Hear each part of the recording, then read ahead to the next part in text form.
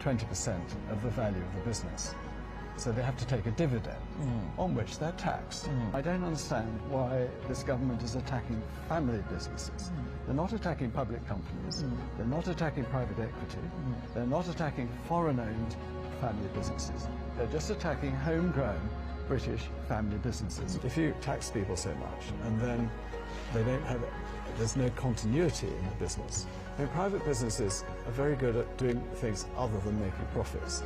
Britain has some of the best engineers and innovators in the world. I care about this. I'm an engineer, and I'm here at Dyson Farming. What we need to see is more people setting up businesses like this, taking risks. But unfortunately, a lot of people are giving up on starting businesses because the government is in the way. We need government to get out of the way. We are the Conservative Party. We are the party of aspiration. We are the party of business. It's time for us to remember who we are. We need businesses to thrive. The Conservative Party I lead is the only party that gets that. We're the party of aspiration. We're the party of business. We are the party of economic growth.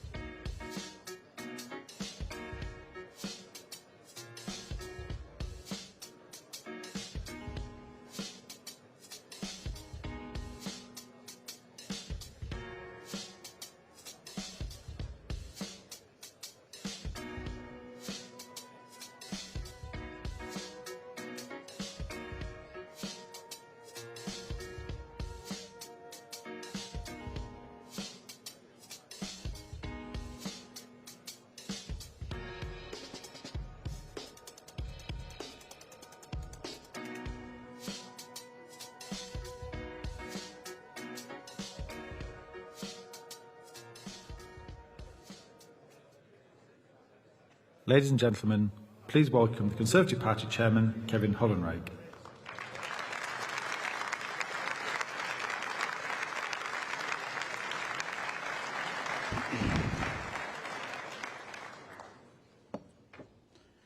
Good morning. Can I extend my deepest thanks to the incredible conference team at CCHQ. You are a pleasure to work with. Their dedication and hard work has clearly paid off because we've enjoyed a fantastic few days full of energy and inspiration. Thank you. Well done, team.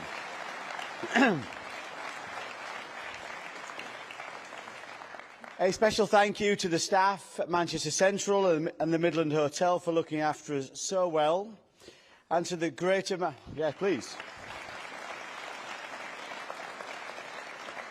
Good. And to the Greater Manchester Police, Fire Services, Ambulance Services and G4S for ensuring our safety throughout the event. Good. To our fringe organisers, sponsors and exhibitors, thank you. We could not do this without you. Thank you so much. And last, but by no means least, I want to thank the National Convention for the vital work they do in representing our members and volunteers, that is you, the true backbone of our party. Thank you.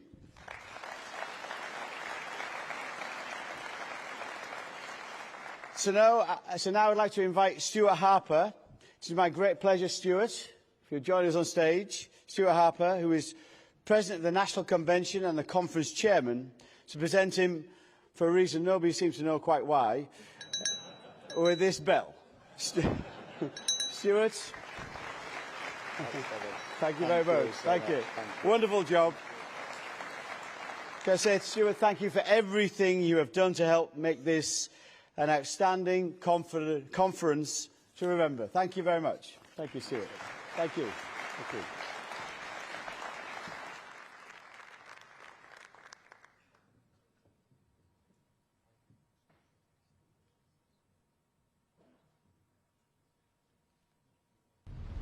Next year, we have a hugely important set of local elections, and it's more important than ever that we all get out on the stump, knock those doors, deliver those leaflets, and spread the Conservative message. Matt, put the camera down.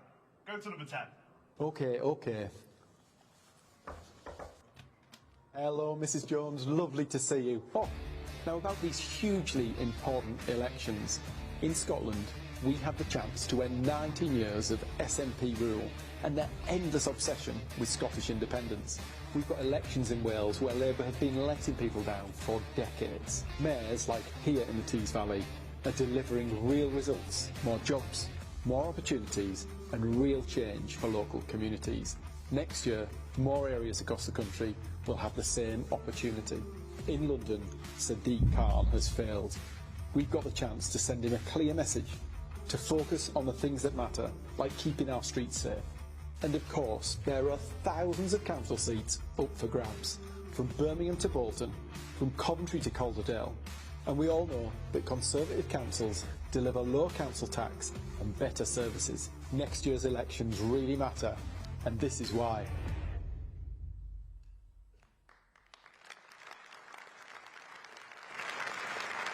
Ladies and gentlemen, please welcome Deputy Chairman of the Conservative Party, Matt Vickers.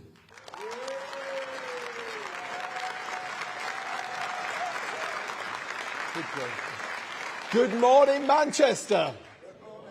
What a conference. What a croaky voice. What a party. We are the party of Churchill and Thatcher, with a party of common sense and fiscal responsibility. And we have a huge job to do. When I was at school, my friends' heroes were Ryan Giggs and David Beckham. My hero was a bald, middle-aged man who was going to save the pound and had a very distinctive accent. Back then, after Blair swept to power with a whopping majority, they said it was over. And as time marched on and the Yellow team began snaffling up council seats and by-election wins, they said the Conservatives were done and that we'd never win again. But then, just like always, the Labour Party trashed our economy. They cost people their livelihoods and left nothing to the next generation other than a huge national debt. Every Labour government leaves unemployment higher than when they arrive, and Starmer's government are set to do it in record time. Unemployment up, taxes up, inflation up. The only growth is in the national debt.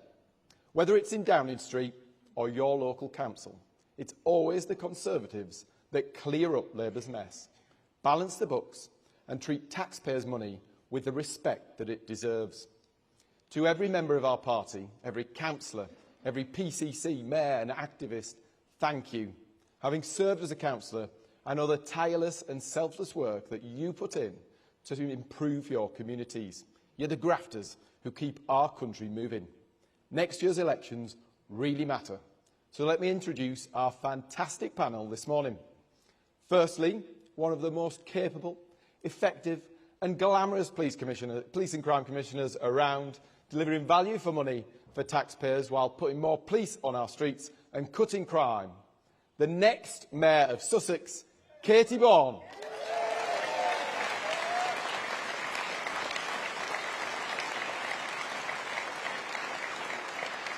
She's a star.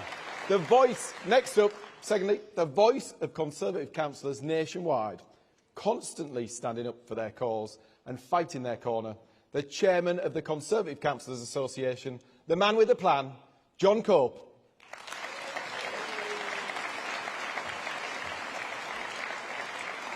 And last, but by no means least, the man who everyone said couldn't do it. They said he couldn't possibly win, but he smashed it and became our fantastic mayor of Cambridgeshire and Peterborough, the man, the myth, the legend, Paul Bristow.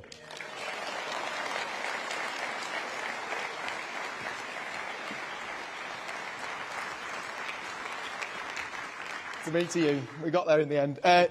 John, why are these elections so important? I think the reason why these elections are so important is that Conservative councillors deliver. They are bloody brilliant. And thank you so much to all of you that came to the Conservative Council Association Awards conference. You saw there Conservative councillors who've had decades of experience serving their communities, saving their community centres, fighting for their areas, keeping council tax low. So I think we just need to remember, actually, we really genuinely do deliver. And what a contrast it is with our opponents. I hope you've all seen in the press what's happening in Kent. The Reform Party, they brought in Doge. What did Doge find? They found a well-run Conservative council. They found absolutely nothing. They've left after a couple of months, and what did they leave? An announcement that Reform were about to raise council tax in Kent by 5%. They took the voters for mugs, and I have no doubt the voters will pay their respects to them and kick them out as quickly as possible. Yeah. Not only have we got those hugely important council elections next year, we're electing mayors, sometimes for the first time. Why are those elections so important? Well, it's a huge job. A lot of people don't really understand what the mayor's going to do. So they're going to have 7 competency areas covering things like housing, transport, investment and inward investment and growing the economy, infrastructure and planning. You've got skills and training, health. They take on the role of the Police and Crime Commissioner. So those powers and responsibilities, fire and rescue services. I mean, it is a huge job and really, really important, as you just heard from John, that we have Conservatives in those positions because the budget as well is important and they will have those tax-raising capabilities. And we don't want that in the hands of opposition because we know what they do. So a man who knows something about mayors, Paul, what is it that mayors are able to achieve for their communities? What's the big difference and why do people need to go out and vote Conservative? Well, I remember a few weeks into the job, I was invited to the Cambridge Science and Technology Awards, and I went down to this area, and Cambridge is part of the patch I probably knew least well. But I went there and I suddenly saw these young people that were doing extraordinary things. They were using AI in ways that I could never have imagined. They were curing cancer. They were changing the world. And I stayed through the entire event because it quickly became clear to me You know, I felt like I was the most stupid person in that room. Well, I probably was the most stupid person in that room.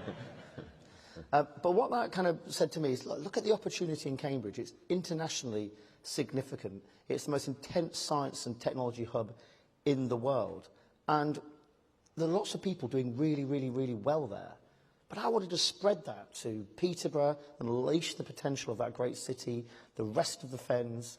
You know, we can do it. And whatever skills we have, or whatever capabilities we have, whether it's skills, whether it's transport, whether it's planning, whether it's infrastructure, as Katie said, you have to use those and focus around growth, because that's what we're there to do, to make people healthier, wealthier and happier. And just one last point as well. Personality matters in this job.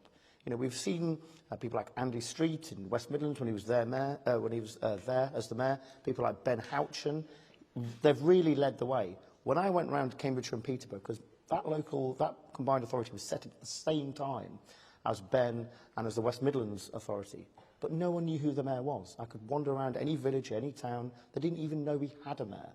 Personality matters, because you can shape, you can convene, and you can drive growth. And you know what? They said you wouldn't be able to do it. They said it wasn't going to happen for you. But what was the secret? How did we do it? Well, you've got to get out early, and you've got to look like a winner. And you've got to have a clear plan. I had 5 points that I said intensely. We're going to dual RA roads, we're going to have faster trains, built light rail in Cambridge, we're going to build a Fens reservoir, and we're going to freeze the mayor's precept. And I said that again and again and again and again, and about the 64th time I've said it, you know, people began to take notice. It's not about national politics. You can frame the pitch and drive the agenda locally. There is almost 1 million homes in Cambridgeshire as well. You're not going to be able to knock and have a conversation with every single person on those doors. Social media counts as well, and having that message. I remember one person in Peterborough saying they were going to vote for me because they said, yes, Paul, you're a good MP, you've got lots of passion, but most of all, I just want you off my Facebook page. I'm sick of seeing you. So you've got to do that. You've got to go out there, look like a winner, frame the pitch, and we can do it. Think big or don't bother. Yeah. Good message. So it goes without saying that next year's elections are going to be tough. How, John, are we going to ensure that we get our fantastic Conservative councillors elected? Well, we need to bottle a bit of the Bristow confidence, I think, right? You know, it has been a bruising few years for all of us in this hall, and thank you to everybody who has delivered those leaflets, shared those Facebook posts, knocked on those doors at the tough times. It's the most important time to do that, because if you abandon that, our opponents take advantage of it if we leave the field. So thank you for all of that. And there is no replacement for just knocking on doors, for taking and championing issues. You know, voters want to see us out there being confident in our values, our beliefs, what we can do for them, how we can make their lives better, and that we're picking campaigns and issues that really matter to them, we're running with it, and we're being genuinely their champion. And that means getting on leaflets, talking to them at the door, getting on Facebook, however annoying it is for people. I get exactly the same people. I get people in the street who come up to me and go, you're that guy on Facebook, aren't you? And I go, yeah, I'm really, really sorry. But, you know, if you can actually get in front of someone, and on paper, and on their social media, they know that you care, and they know that you're being their champion. But before May, we also have some other important elections.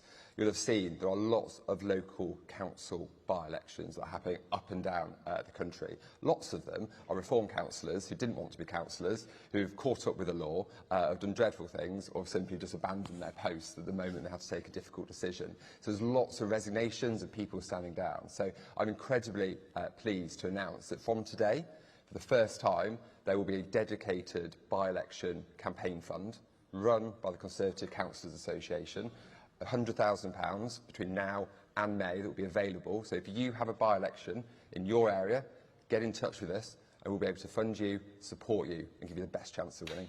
Thank you.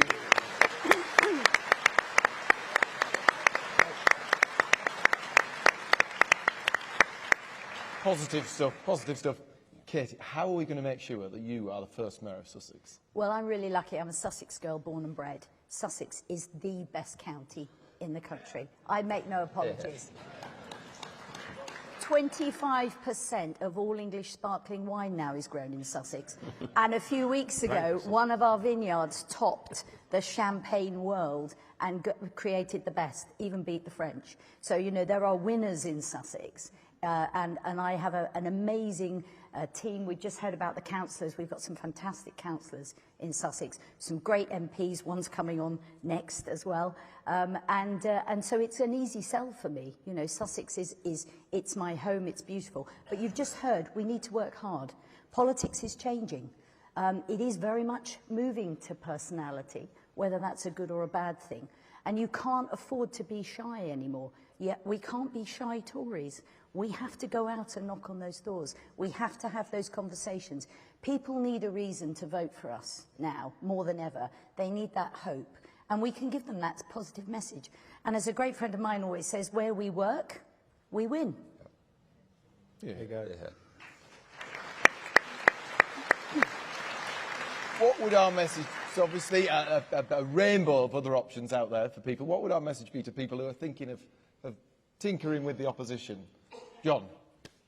Well, I've already spoken about Kent as a really good example, right, of if you protest and you just say, oh, voting doesn't matter and things like that, it has real, genuine consequences. And I think this is something that Andy Street did amazingly well in the West Midlands, where he made it very clear to people just how important these elections are. They're not a protest. It's not a game. You can't just say, oh, if I vote like this, I'm going to send a message to Keir Starmer. You're not. You know, it's the adult social care, it's your local schools, it's your local roads. It's really, really important things that councillors do, and it's not a protest. So I think, as Katie says, we have to explain to people on the doorstep, on social media, in leaflets, these elections matter. If you vote for me, this is how your life is going to improve. These are the services that are going to improve.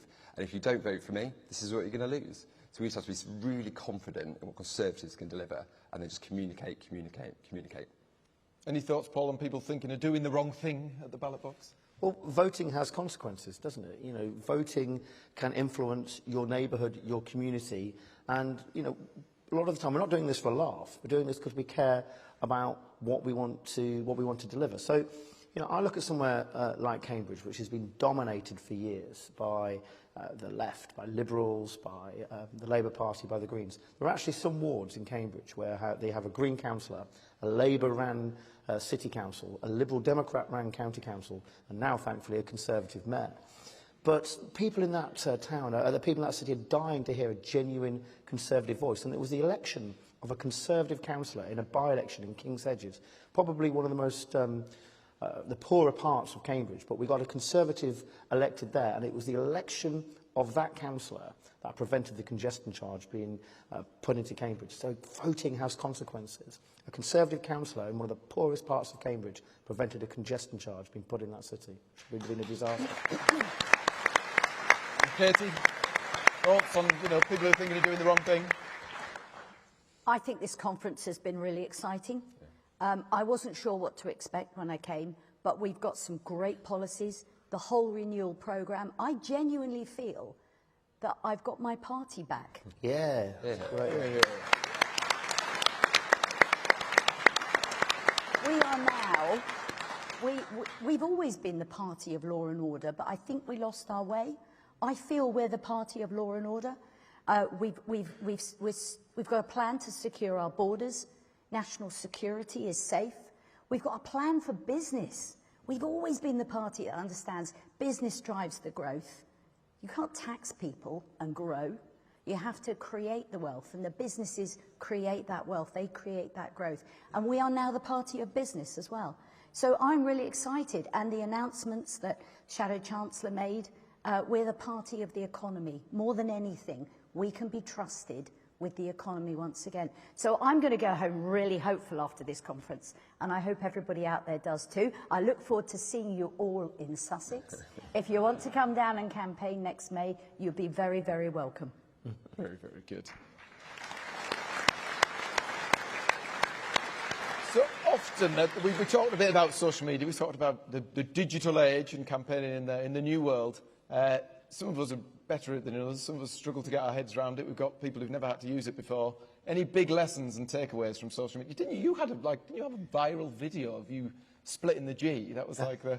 what is it that makes the social media punchy? What is it that's going to help us make the most use of it? You know, you've got to lean into it. You've got to embrace it. You've got to show a bit of personality.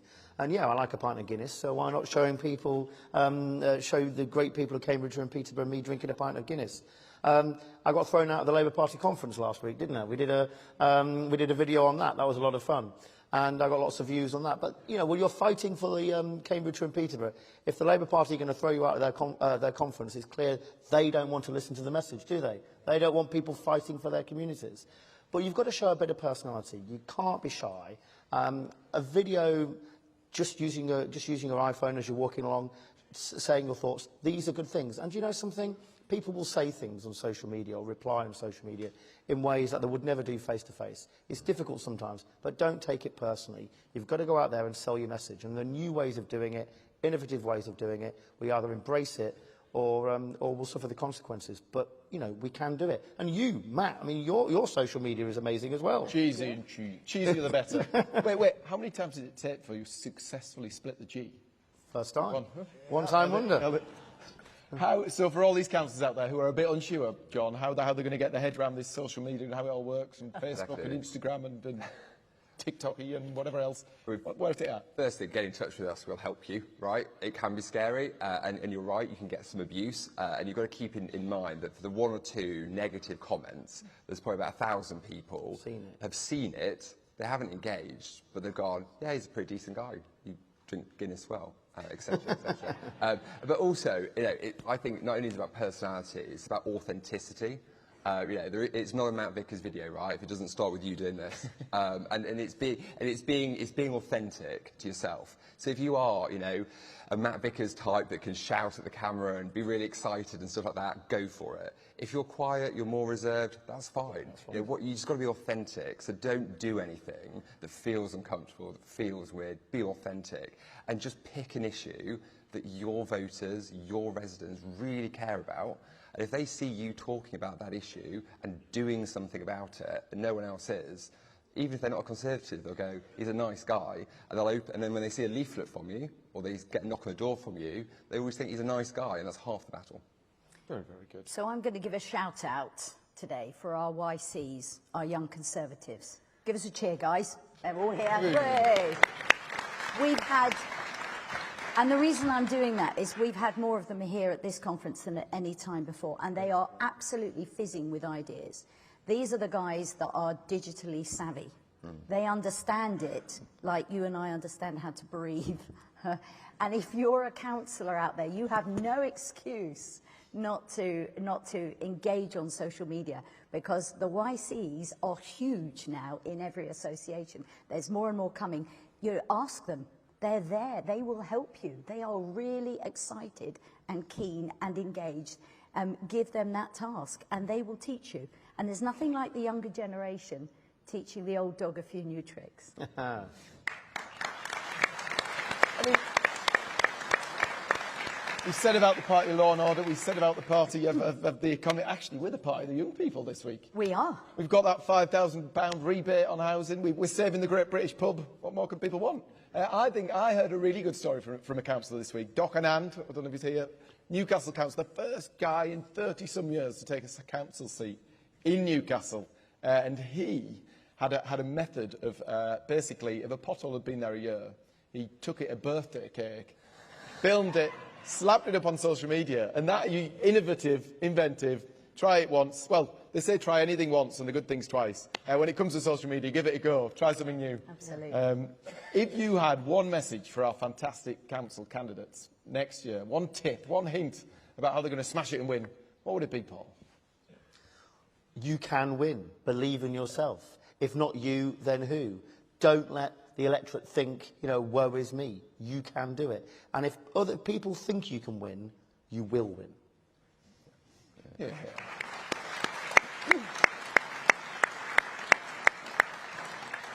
John? The way I would put it is that politics is remarkably simple, just incredibly hard work. And actually, winning campaigns is really, really simple when you think about it. If you just knock on doors, talk to people, it's free. It's just your time you're using. So my advice to you is don't overcomplicate it. Yeah. Don't overthink it. Just be yourself. Build a team, get some people around you, and just get knocking on doors and talking to people about the issues that matter in your community, and you will have a best chance possible. Good. So whether it's a physical door or a digital door, knock on it. Don't be a shy Tory.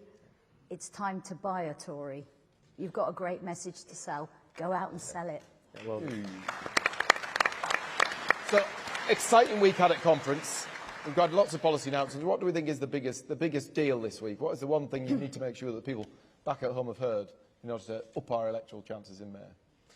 well, for me, Matt, I think the best thing I'm able to sell on the doorstep is that business rates cut for, on high streets. Okay, so I always kind of tell the story. So John Lewis closed in Peterborough, which was obviously very, very disappointing. And people used to kind of wander into Peterborough city centre. They would have a look around John Lewis. They may have a drink. Then they'd go home and they'd order it online. And there are things like this which are making our high street suffer. We've got to make it more of a destination for people for leisure and for tourism and for hospitality as well as retail. I think that this policy can really drive that, save our high streets and save our town centres and make them places that people want to go to again. John? Well, I'm really proud that we are the only party that's talking about the economy. Yeah. You look at the other parties, the only reason the Labour Party talks about it is to apologise for the damage they're doing. Reform only talk about it, they're promising massive increases in spending and at the same time promising massive cuts in taxes, low tax, big state. We're the only ones that have actually grappled with the fact you've got to pay for things, you've got to have a plan, and in the way you pay for things, you deliver a plan is a strong economy. So for me, like the fact that we're sat here surrounded by a stronger economy and talking about it, we're the only party that's doing it. And that, for me, creates that really clear blue water that defines us, that makes us different to every other party, and that hasn't always been the case over the last year, of that difference. So I'm really proud of it. It's a national message, it's a local message. If you want your council tax to be spent properly... Yeah. It's a uniquely Conservative message. Yeah. It is, absolutely. I'd echo what Paul said, definitely the business rates, because the hospitality sector is huge in Sussex. We've got 110 miles plus of coastline, so there's a lot of hospitality there with trade and everything. And I know I can go out and it's going to be an easy sell, that one. I've already been contacted by a few businesses while I've been here to talk further. So I'm really excited, and we should feel energised, as you heard John say. The economy, we're the sensible ones, and I genuinely feel that I've got my party back. Very good. Go on, that's perfect. So one of the things that we've done at Party Conference, as well as sending our message to the world, we've celebrated some of the successes and the achievements and things that Conservatives managed to deliver in office. John, on the spot, any examples of fantastic things that Conservative councillors have done? You were judging all these wonderful awards. Any that stand out that you think something to be learned?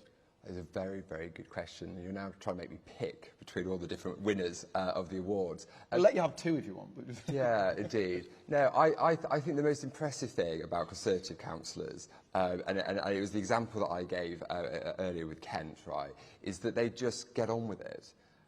All the other parties sort of do press releases. I have to fight the Liberal Democrats, right? Every single one of them just turns up, points at something, has a photo, puts it on their leaflet and goes home. They don't actually do any work. They just try and take the credit for it. And what we saw at the Conservative Council Association Awards was people who actually are unsung heroes. Our Lifetime Achievement Award was somebody who'd been a councillor, I think, for 40 years. The runners-up, if you had them all together, we had a century of public service, like, just there in front of us. And they weren't doing all of the glossy PR, they weren't doing all of that, they were just helping their community. So I realise it's a boring answer, but it's actually what works with people. They don't want to see, people squatting, pointing at potholes and things like that. They actually want the pothole filled and fixed. Doc and And, as you mentioned earlier, he actually got them fixed and done it. So let's carry on just being the sensible people, getting things fixed, getting things done, and let all the other parties do their silly leaflets. There you have it. The people who get things done, the people who keep your council tax down and deliver better services, get out there on the stump with us. We need your help between now and May. Thank you very much. Thank you.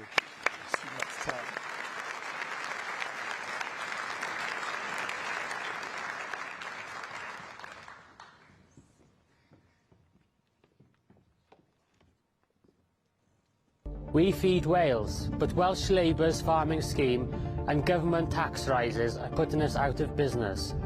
School discipline in Wales is at an all-time low and attendance levels are appalling. The Welsh Labour government are not listening to teachers.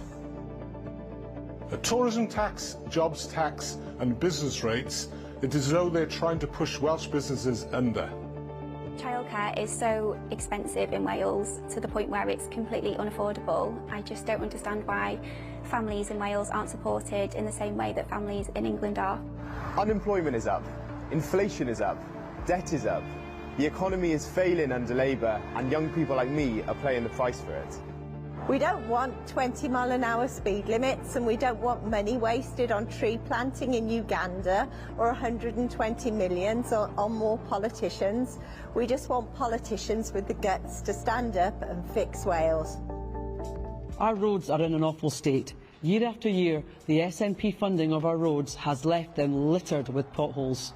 We've got plans to fix the roads so drivers can get around more easily and affordably. Under the SNP, NHS waiting times are far too high. In order to bring them down, the Scottish Conservatives would invest in frontline and stop all the wasted money in bureaucracy. Our schools have slid down international league tables on the SNP's watch. We would restore Scottish education by cracking down on poor behaviour in the classroom and once again restoring knowledge to the Scottish curriculum. Scots workers are paying more in tax than those who do the same job in the rest of the UK. That's unfair and it needs to change, and that's why the Scottish Conservatives are campaigning to reduce tax so that ordinary hard-working Scots can keep more of their own money. The union of our United Kingdom, the union of Great Britain and Northern Ireland, is the most important thing we have. It allows Northern Ireland to punch way above its weight and is something we need to maintain and strengthen. And to that end, I am proud of the fact that the Conservative and Unionist Party exists in Northern Ireland, offering voters a choice of a national mainstream party.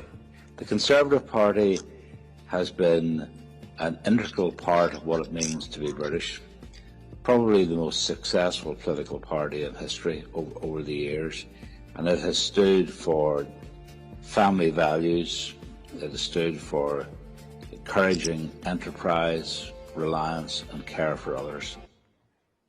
Ladies and gentlemen, please welcome Camilla Tominey, Mims Davies, Andrew Bowie and Alex Burghart.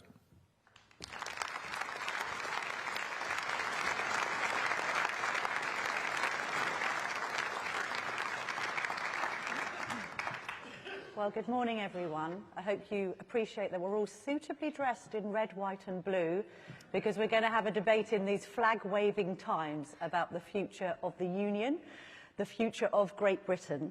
And so to kick off, do we need to worry about the future of the Union now that we can no longer see Nicola Sturgeon for the dust trail left by her estranged husband's camper van?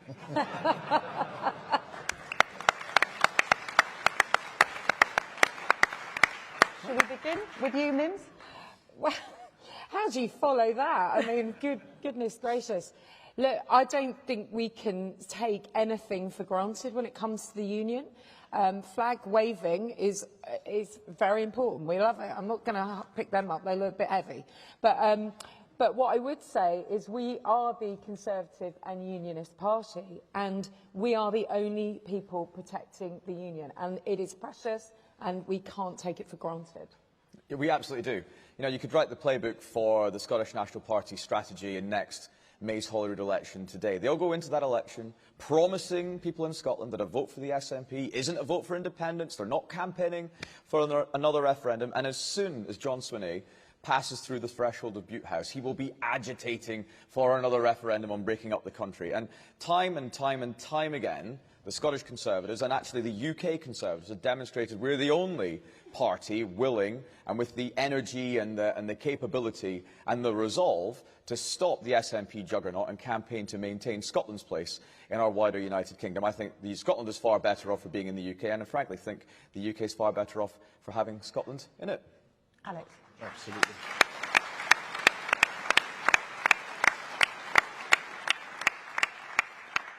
Well, I think we do have to be worried because Labour's in power. Yeah. And I deep down, I just don't know how much Labour really care about the Union. You know, I think that we often see that their tendency is to try and just put more and more powers out of Westminster into the devolved areas. And so I do doubt their commitment. And I think it's going to stand to our party to make sure that we're the ones giving the robust defence of this incredibly important union of nations. Well, to what extent do you think devolution has failed? There's a lot of Margaret Thatcher memorabilia around because it's the 100th anniversary of her birth. I mean, what would she make of devolution, Mims? Yeah, well, I'll jump in if I may. Look, we've got the fight of our life on in Wales, and we're up for that fight. But let's be honest around why Margaret Thatcher is so revered. And it's not about the great outfits, and it's not about the 100 years. All of that's important. But she was the woman who said that we need to roll back the frontiers of the state. What Tony Blair and the devolution settlement has done is devolved.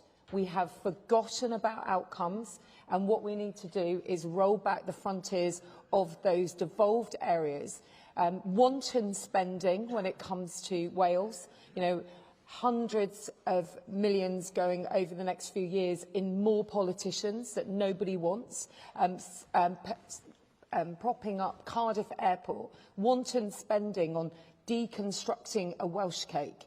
But everybody knows somebody who's waiting in pain and in vain in Wales because of the NHS, which is being devolved.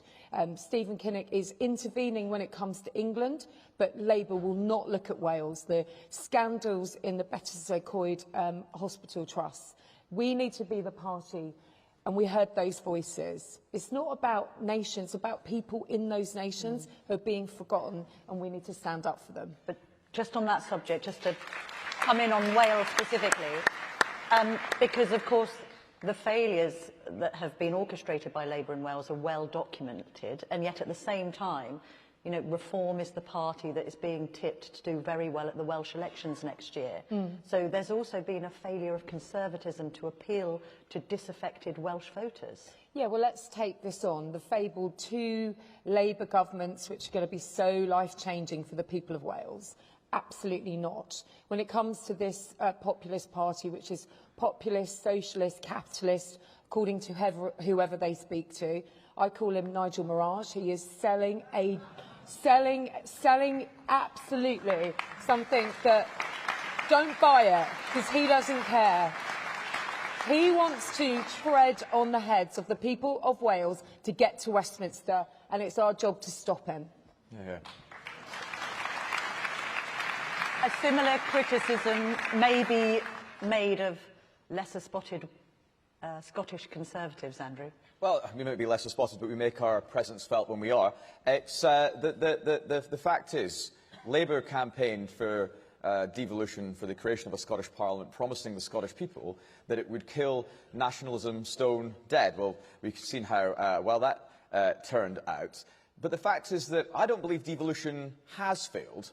I believe what is failing the people of Scotland and the people of Wales has been the socialist blob mindset that every single government of Scotland since the creation of the Scottish Parliament in 1999 has been imbibed with. We've had a combination of Labour, Liberal Democrat, and then for the last 17 dreadful years, Scottish National Party governance in Scotland. That's what's letting down the people of Scotland. And what we've seen, actually, is local communities, local authorities, local people being stripped of their powers and their ability to determine the life chances and the opportunities for their area, and a concentration of power at Holyrood and in Edinburgh, a growing blob, a civil service out of control in terms of the numbers of people now serving the Scottish Government. And we want to see, the Scottish Conservatives want to see real devolution down to local communities, down back to local authorities in Scotland, because we believe that local people are best placed to determine what the best interests of their own communities, not more SNP politicians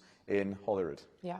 Alex, what's the dynamics now of the Northern Ireland situation? I think the public gained a greater understanding of the politics there during Brexit. Again, there's the Farage dimension to take into account when it comes to Northern Ireland politics. What's your analysis?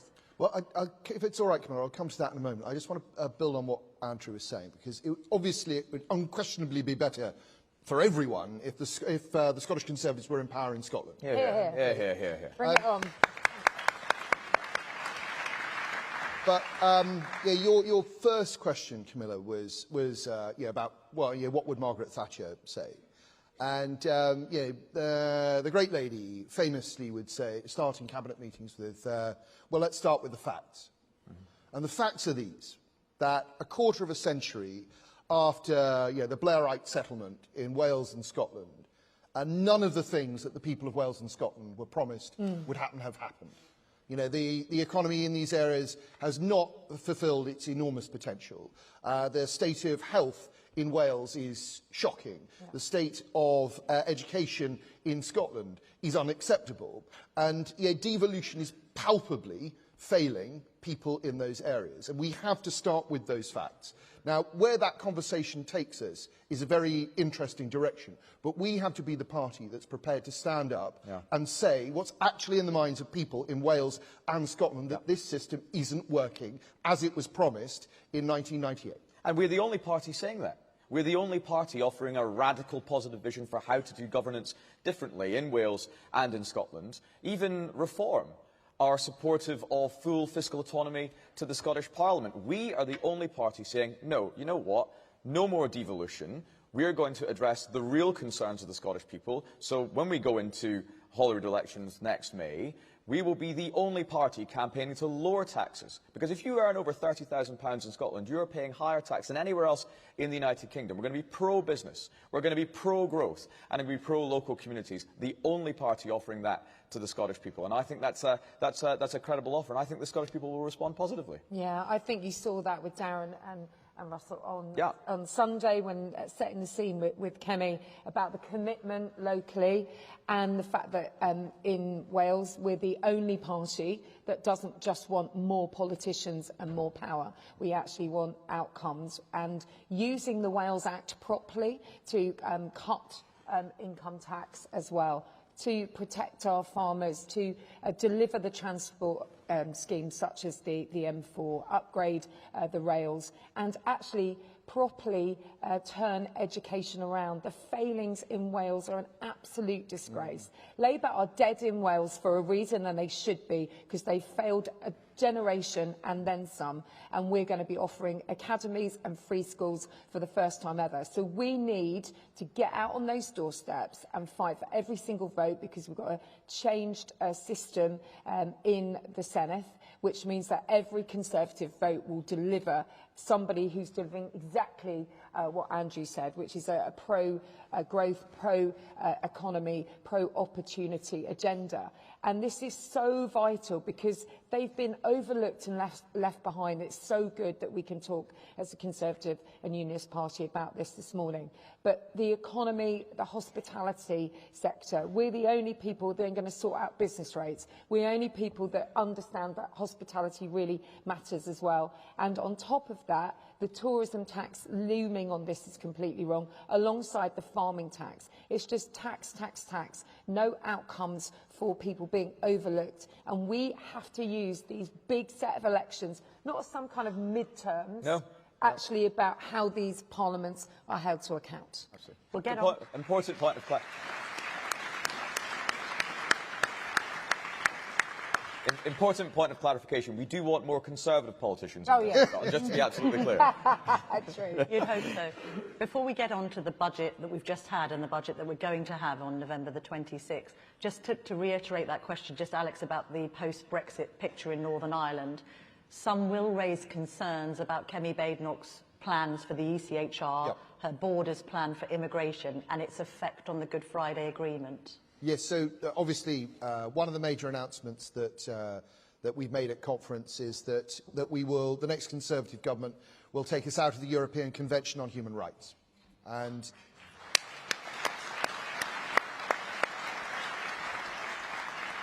but nowhere is this more sensitive an issue than in Northern Ireland, where part of the backdrop to the peace process was an element within the convention. And that's why it's so important that it's been the Conservative Party that has done the most detailed analysis, that anybody, anywhere has undertaken. This extraordinary 200-page report by David Wolfson, which shows that it is possible to be committed to the peace process, it is possible to adhere to the 1998 agreement, and still, for the whole of the United Kingdom, to leave the European Convention. And if Kemi hadn't asked David Wolfson to do that report, we wouldn't be in possession of those facts. But it's incredibly important because it shows that the whole country can leave without us disrupting that important agreement from 1998.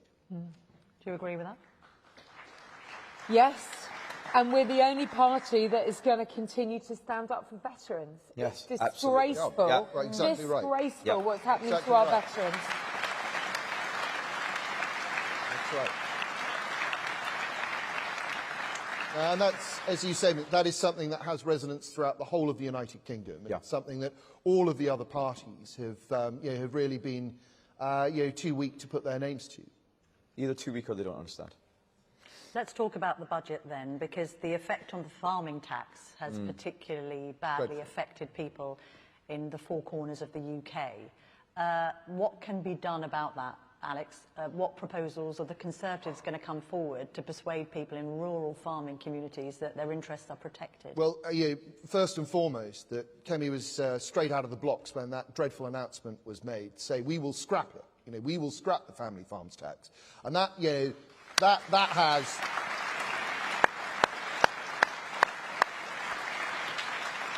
has resonance throughout throughout all corners of the country. You go and visit farmers in Northern Ireland, where the price of agricultural land is higher than in the rest of the UK.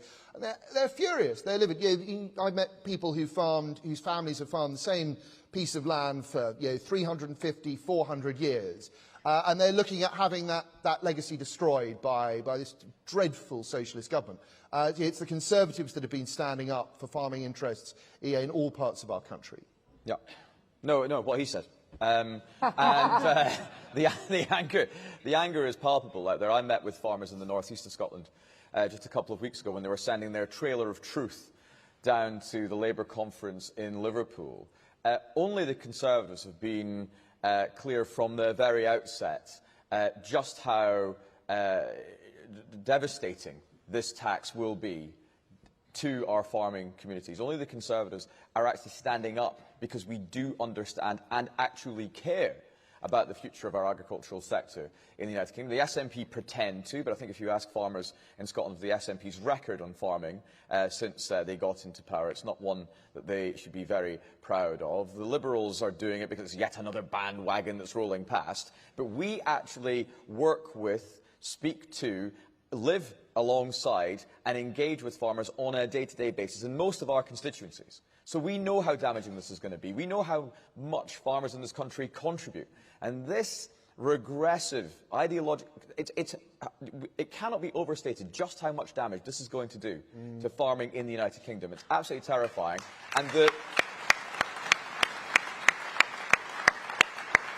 And the simple fact of the matter, just in the same way that this Labour government don't understand what their oil and gas policies are doing to our energy security, don't want to, they don't care. They simply do not care. Well, we care, we always will, and we'll stand by our farmers until we can overturn this appalling tax. Let's lean into that a little more, because Kemi Badenoch's also announced that she wants to tear up the Climate Change Act, that she wants to dispense with that net zero target, which presumably will have a positive effect for those working in the North Sea on oil and gas. Where should the Conservatives position themselves in relation to those people, not least because, of course, union members are agitating for Labour and Ed Miliband to water down some of their own policies? Yeah, look, we don't have enough time to go into what I would like to do to save the oil and gas sector, or the long list that I have in terms of being critical of what Ed Miliband is doing. It is actually horrific. It is terrifying. When you see the rate of decline in that industry, when you look at the forecasts for unemployment in Aberdeen and around the northeast of Scotland, they're talking about a Grangemouth-size event every 2 weeks. That's 1,000 job losses every 2 weeks. I had constituents come to me saying, why are our jobs worth less than a job at British Steel? Because that's how they feel. And the fact of the matter is, it is, of course, about jobs. And in my constituency, that's especially true. But it's actually about our energy security. And it's utterly perverse. It's absolutely insane. It's unhinged, the policy we have right now. A tax rate of 78% and a ban on licences and exploration, leading us to a point where we're having to import more of the gas that we use, import more from Norway, who are drilling it from the very same sea that we are being prevented from doing by Ed Miliband. We need to stop this. It is utter madness in the name of eco-zealotry and one man's messianic drive to be the man that stopped the fossil fuel industry in its tracks in this country, and that man is Ed Miliband. We need to get rid of Ed Miliband, and we need to get rid of the energy profits levy.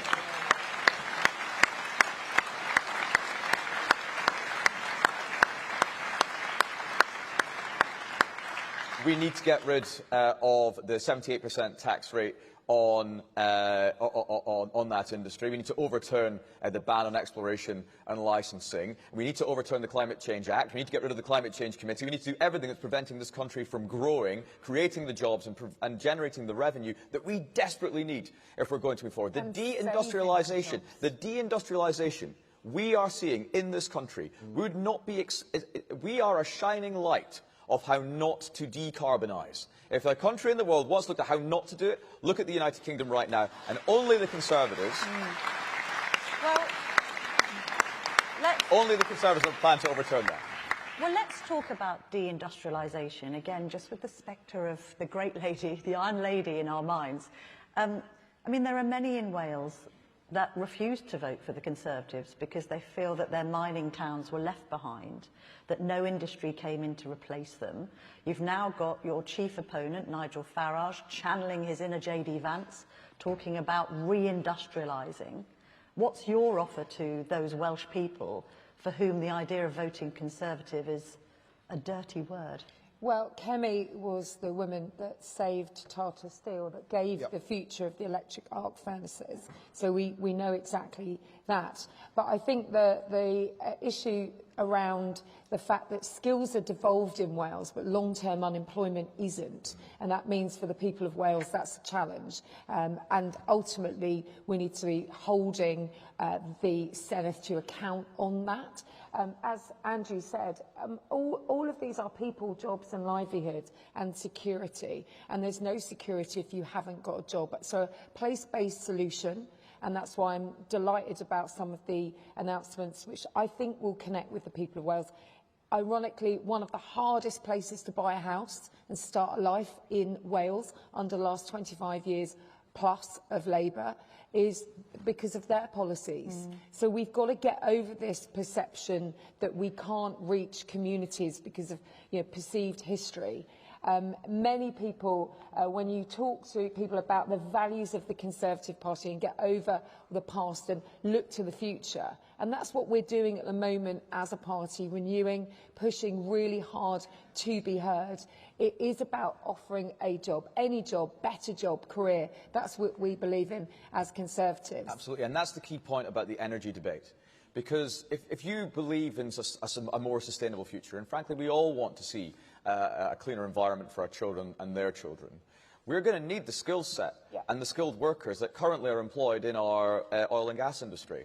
And if they're laid off in the United Kingdom, they're going to go to Saudi Arabia, to Dubai, to Australia, elsewhere in the Middle East, to the Far East, to Mexico, to the USA, to Canada, frankly anywhere in the world where Ed Miliband is not in charge of energy policy, because they actually believe in energy security. So we need to arrest this decline, and it is about the skill base. Andrew, can you get off the fence when it comes to I'm not sure we know where you stand. Nobody was talking about Dubai until Labour came in. They might have talked about Dubai chocolate, but they weren't leaving their lives and homes. Richard Tice was talking about Dubai. Well, but that's the point. This is the future that Labour has offered, and let's not forget the Lib Dems, the Labour enablers. They do it in Parliament all the time. They've done it in the Senedd to get the budget through. They are the ragwort of British politics. When we go back to, let's pull them up, pull them out, get them out, because we can't get back in without getting rid of them. We've got a few minutes left, Alex. Shall we have a conversation about flag waving, as it seems to be in vogue at the moment? Okay. We've had a debate started by Gary Neville, the footballer, suggesting that he finds the Union flag something associated with old white men. Oh, there's boos. I don't know where Andrew Bowie is on Gary Neville, if his feelings are as strong about Gary Neville as We don't have time. But Alex, when it comes to flying the flag, both sort of for the English, Scottish, Northern Ireland and Welsh, but equally for the British, has this debate sort of spiralled out of control? Of course, of course it has. Look, the vast majority of people in our country are proud of the flag. They see it as a sign of unity, they see it as a sign of our history, of our culture. They're not ashamed by it, they're proud of it. And there's a small group of left-wing, wrong-headed people who are embarrassed by it, embarrassed by our culture, by our history, and they want to sideline it. And one of the most interesting things I've done this year was I went to Northern Ireland during the marching season, which was brilliant. I mean, one of the most wonderful days out you can imagine. Families lining the streets, and just this sort of huge tide of flag waving in the most warm-spirited way. And look, as I say, the vast majority of people throughout our country see the Union Jack as a great thing, and we mustn't let a small number of detractors take away from that in any way. I think it's deeply offensive. I think it's deeply offensive what Gary Neville said about the Union flag. This is a flag that people have fought and died for. And has been a symbol of inspiration to people around the world for centuries. It stands for freedom, opportunity, hope and strength, and we should always defend it. And people want to wave the flag, crack on, wave the flag. I mean, it's been a curious development that it's been okay to be a Scottish nationalist or a Welsh nationalist, but not an English nationalist, and a degree of negativity surrounded by the St George's flag. Let's be completely honest on this. It's okay if you're a sports person when it suits you, apparently, Gary. But you cannot be just Prime Minister of England. You are the Prime Minister of our great, great nations. And if we are going to come back as a force, which we're all working very hard on, get back on the doors, folks, because this is really important to have this actual conversation about flags and why we should be positive as in England as we are in Wales or anywhere else. And no one ever, when there's a royal visit, for example, says, oh, I mustn't wave my flag. I mean, come on. But you cannot be the Prime Minister of this great nation without winning in Wales, winning in Scotland, having a strong Conservative Party in Northern Ireland, and winning England. So let's be completely honest about why we see it so important as this party as well, because a stronger economy is only when all of our great nations work together, our internal market works together, and we come together.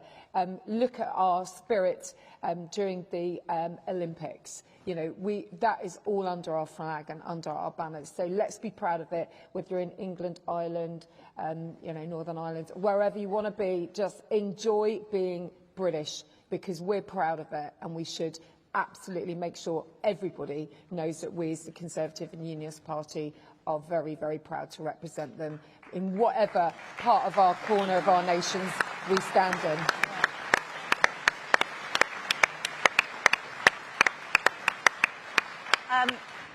Well, on that very patriotic note, I think we shall leave it there. We've been the warm-up act for the big speech in about 15 minutes' time. So Alex Burghart, Andrew Bowie, Mims Davies, thank you very much indeed. Thank you, for joining Camilla. us. Thank you.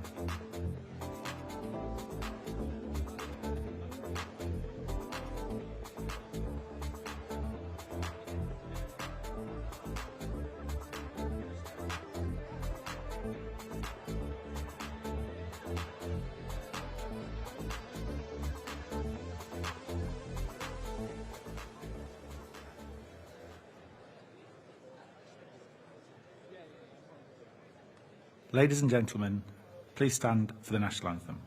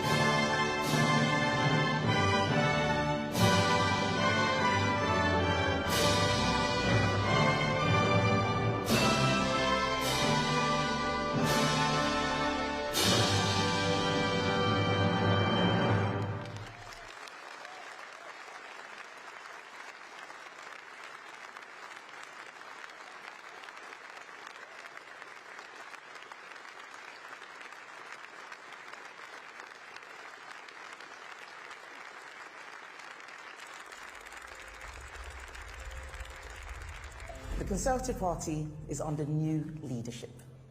From now on, we are going to be telling the British people the truth, even when it is difficult to hear. Fulfilling the role the British people gave us. Fighting for common sense and truth. Building a plan which actually delivers. We have to know what we are winning for and what we are going to do after we win. Building a proper plan. Fighting for ordinary people, for the institution of the family, for business, for common sense, for less tax, less state and less interference. We are facing an economic crisis. There is only one party that has the experience and a plan to get us out of the mess we're in. He doesn't have the balls. If he had a backbone, he would sack her. Be a leader, not a lawyer. No politician alone can build lasting prosperity. That comes from business, from innovation, from risk takers and job creators. It comes from you.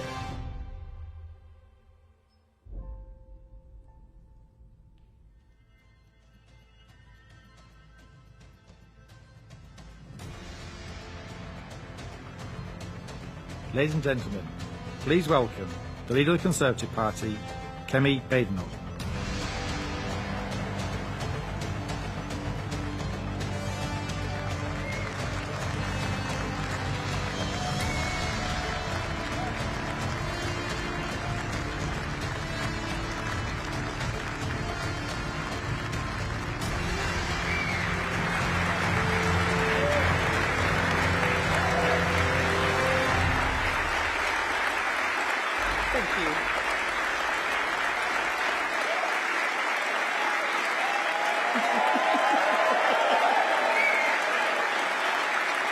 Thank you, Conference.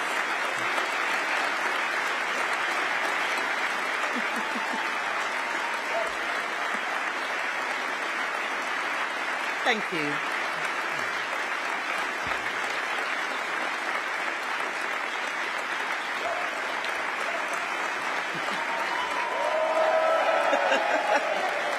Thank you, Conference.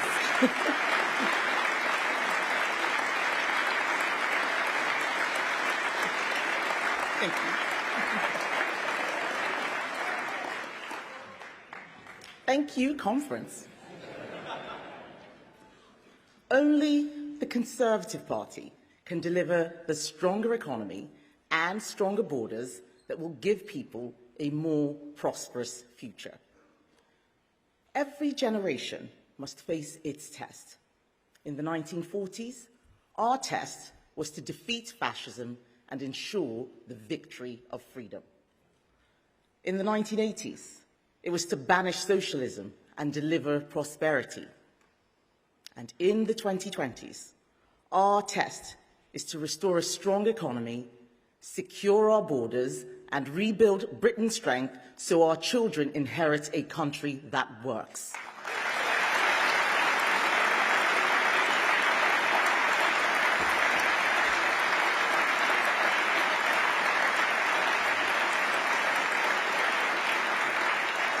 Ladies and gentlemen, Conference, thank you.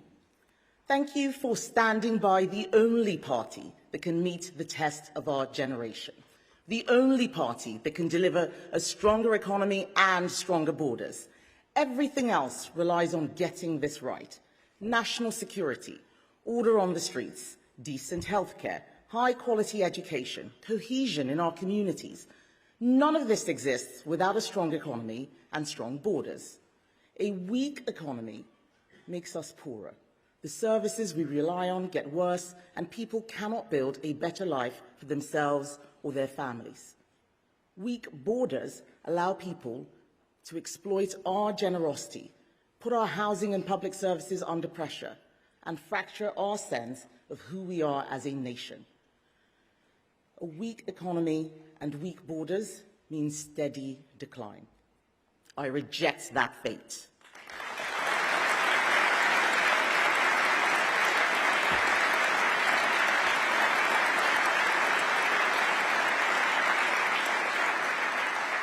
Together, we Conservatives will save Britain from that fate. And we can do it together because we are a strong team. My fantastic shadow cabinet, Mel, Chris, Claire, Laura, Rob, Andrew, both of them, James, both of them, Mims, Jessie Stewart, all of you, thank you. Thank you so much.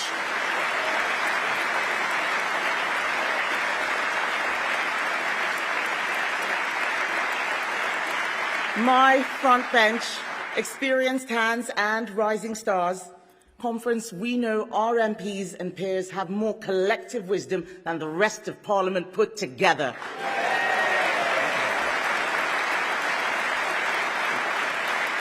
And it's not just them. Let's not forget Darren and our MSs in Wales, Russells and our MSPs in Scotland, our fantastic mayors. Labour beater, Ben Houchin, Reform slayer, Paul Bristow, councillors, activists, you are our party, thank you.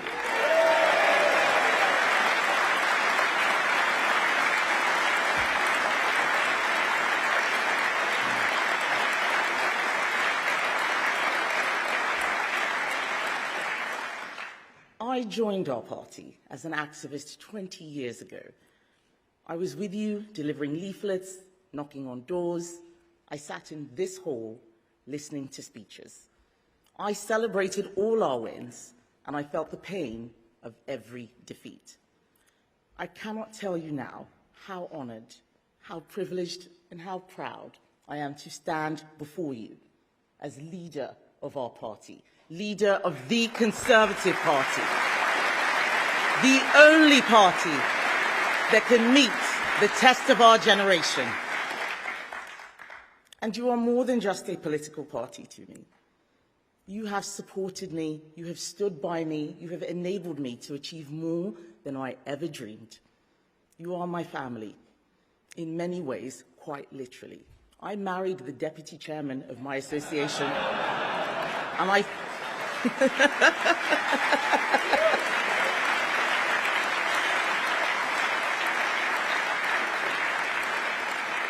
I certainly would not be standing here today without my husband, Hamish. Thank you, Hal.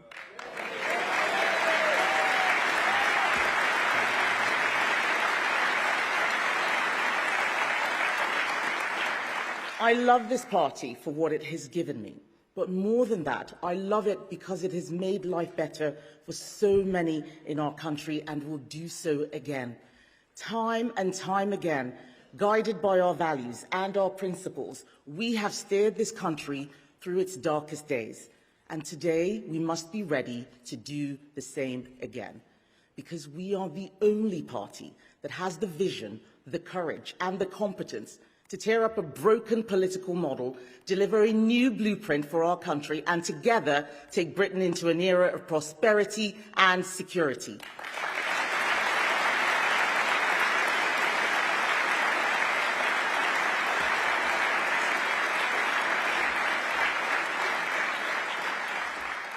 To do this conference, we must be frank about the problems our country faces, because they are not the same ones that we faced in the 1940s, or the 1980s, or even the 2010s.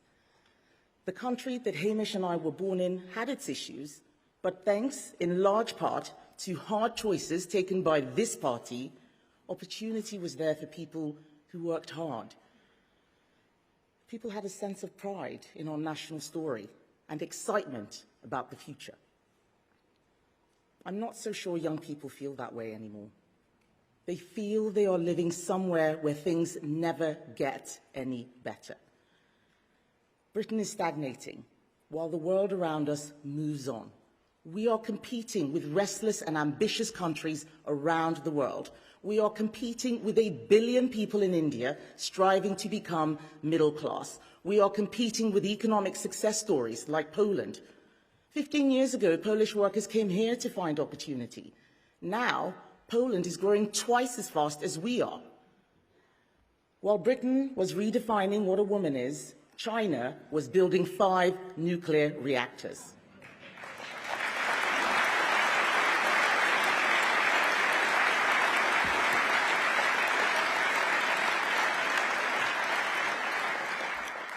People around the world are determined to lift their lives and their children's lives up to a standard that we have taken for granted. Some countries won't be able to do this, and in those countries, millions of people will decide that they want to come here instead. And if our borders are not secure, they will succeed, especially if our economy is addicted to migration. Of course, we want brilliant minds and great talents to come here, but at the moment, we are not just taking in doctors and engineers and scientists. We are accepting hundreds of thousands of people, some with many dependents, some with no skills at all. This broken immigration model is heaping pressure on our public sector, a public sector which already, every year, demands more and more and more of our money. Yet services don't get better, they get worse. Everyone in this room knows what I'm talking about. We have all felt it. We used to ring up our GP and get an appointment the same day. Now we have to wait on the phone to see if we're one of the lucky ones. We have potholes that have been around for so long, people are holding birthday parties for them. But underneath all of this is a society which is struggling to cope with the reality of getting poorer, struggling to cope with the erosion of a sense of who we are as a country. We cannot drift our way into solving these problems. We know what drift looks like. It looks like allowing the trade unions to overturn years of progress in school standards. It looks like letting our veterans face vexatious prosecutions when we should be worrying about the strength of our military. Drift looks like Labour's one-in, one-out returns deal with France that ends up letting 100 people in for every one who leaves. Being timid will get us nowhere. We need bold ideas. We need a positive vision for this country and a plan to deliver it. We need a new approach that delivers a stronger economy and stronger borders. We owe that to our children.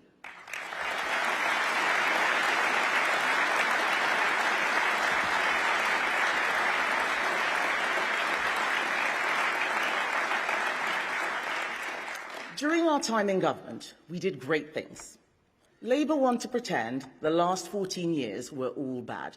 They want to forget that they were losing all that time. Let's remind them. Between 2010 and 2020, we slashed the deficit. We lifted millions of people out of tax and got millions into work.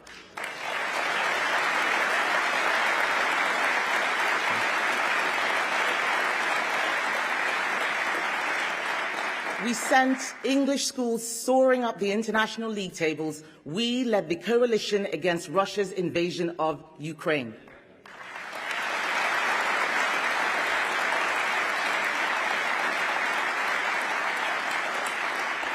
The conference, the truth is, we didn't always fight hard enough for what we believed in.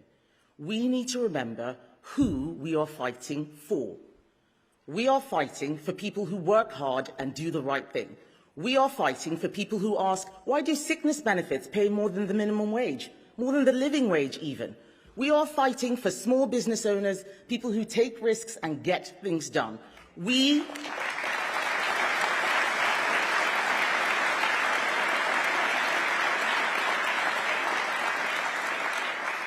We are fighting for the victims of crime. They want to know that we are on their side, that criminals will face the full force of the law. We are fighting for the farmers, putting food on our tables. These are our people, Conference. They are the backbone of our country. We fought for them before, and we will fight for them again.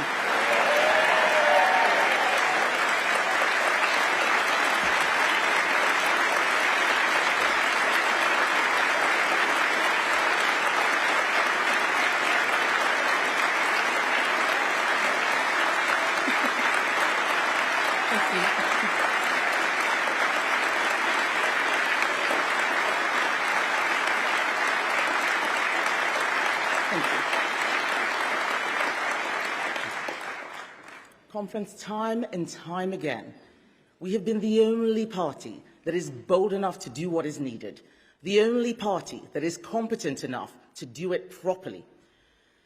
We were bold enough to create the modern police force, to introduce free state education for every child.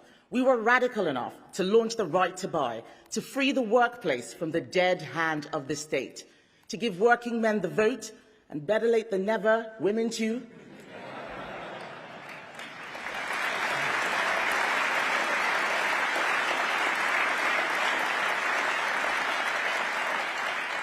We were courageous enough to introduce same-sex marriage.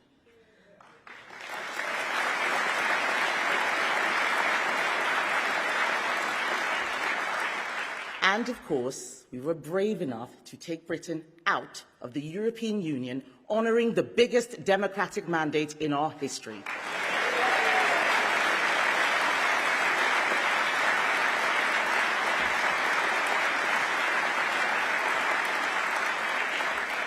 All Conservative achievements. Yes, all of that was us. But enough about past glories. Actually, how about one more? Conference, do you know the one thing we Conservatives have done the most throughout our history? Clear up the mess left by Labour.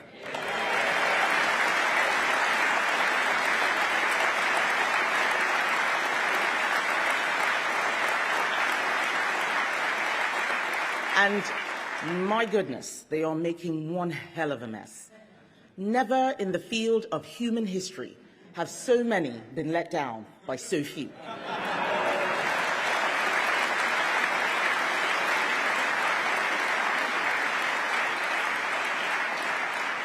All they have delivered is a doom loop of higher taxes, weaker borders, and month after month of chaos. They had a plan to win, but no plan for power, no vision for Britain. They know how to make promises, but not how to deliver them. This year, the Prime Minister was asked to name his best moment in office. Do you know what he said? Walking into Downing Street. For once, I agree with him. It's been downhill all the way since.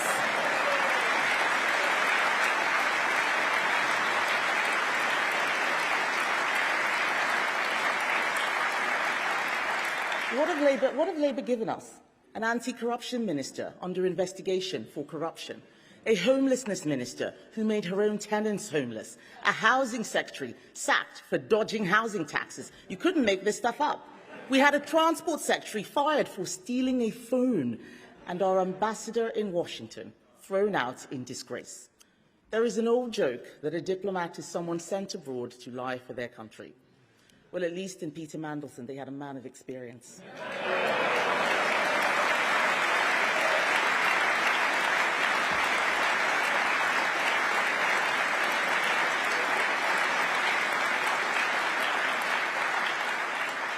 Just look at the spectacle we saw in Liverpool last week. Minister after minister failing to rule out the tax rises we all know are coming. The Mayor of Manchester touting his own manifesto for the country. But to be honest, I can't blame Andy Burnham for that one. Who doesn't want to get rid of this utterly useless, weak Prime Minister?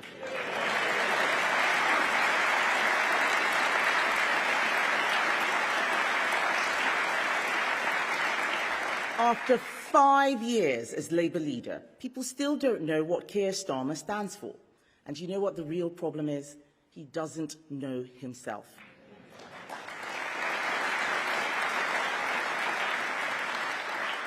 Today we learn that Labour deliberately collapsed the trial of 2 men accused of spying on MPs for China because the Prime Minister wants to suck up to Beijing. This is squalid.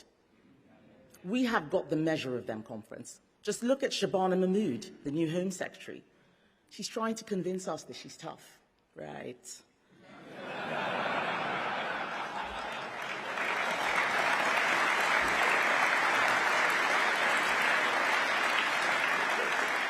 I remember when Shabana Mahmood tried to stop foreign criminals being deported. Do you remember that, Rob? I remember when she lay down on the ground in front of a Sainsbury's protesting because they were selling food from Israel. So forgive me if I treat this newfound tough image with a little skepticism.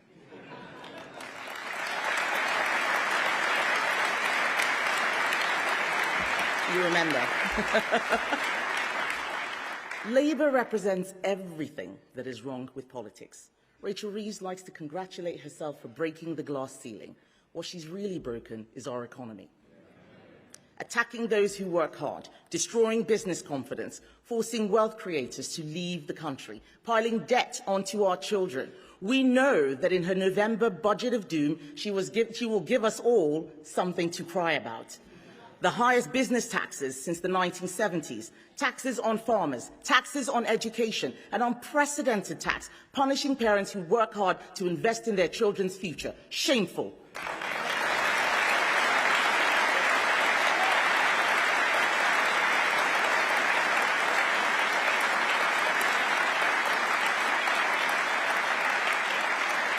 The tax burden is so high, it is making Britain poorer. Because business is giving up. Business is leaving. And as they leave, or never start in the first place, people's livelihoods, people's hopes, people's dreams go with them. Grangemouth Refinery, gone. Merck, BMW, Ineos, pulling investment. Schools for children with special needs are shutting their doors. Farmers feeling they've got no way out. The London Stock Exchange dropping out of the world's top 20 for listings. Our party knows that a job is the best route out of poverty. We got unemployment to a 40-year low. And what has happened since Labour came in? A jobs tax, unemployment up, inflation up, borrowing up. These are the real-life consequences of a weak, directionless government. Conference last year, the public voted for change, but all they have been given is change for the worse.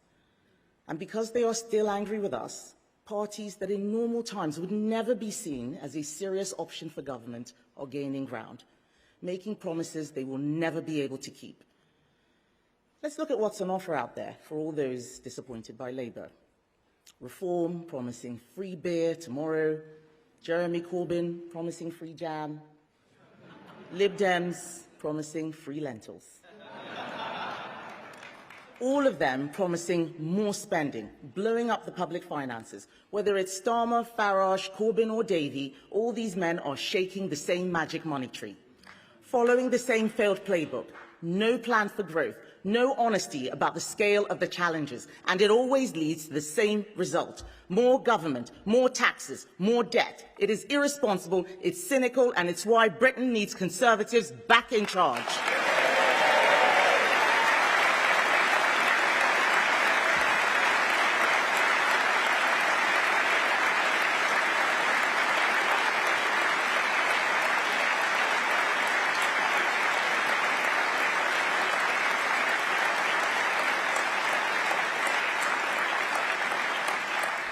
We can't beat them simply by attacking them. As George Bernard Shaw said, never wrestle with a pig. You both get dirty, and the pig likes it.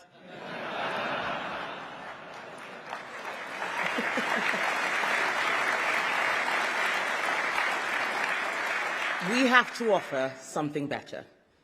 So what are we going to do? Conference, as you may have heard, I am an engineer. My starting point is always to carry out a diagnosis before producing the blueprint to put it right. Since I became your leader, my shadow cabinet and I have analysed the problems facing the country. Our diagnosis is clear. Britain is being held back by a broken model.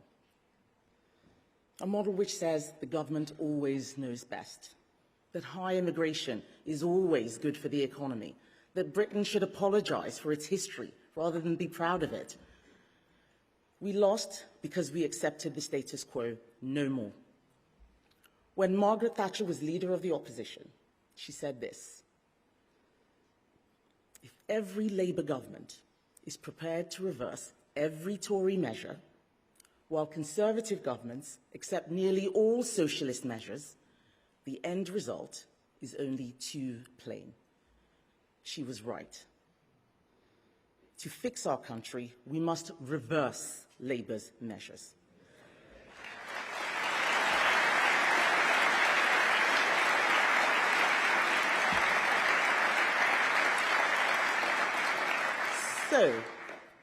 So, we will cancel their vindictive tax on education.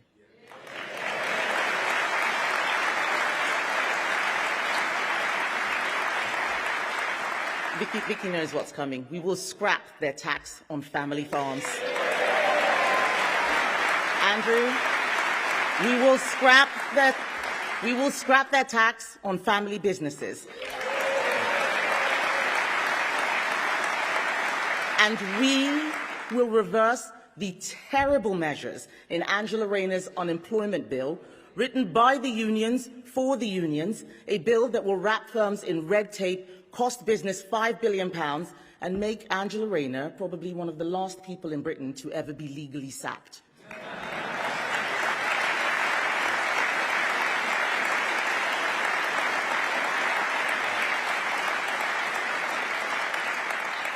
The conference simply unwinding Labour's measures isn't enough. We are Conservatives, not anarchists. I am an engineer, not an arsonist. So together, thank you. So together, we are going to build something better. We are creating a blueprint for Britain, a new settlement based on Conservative values.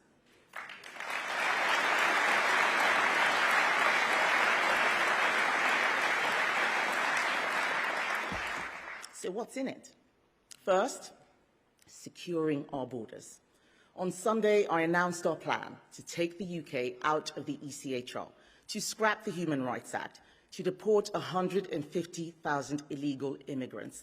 This is a plan, not a slogan. Next in my blueprint, work and welfare. If we want to end our over-reliance on immigration, then we must make sure that every British citizen who can work does work.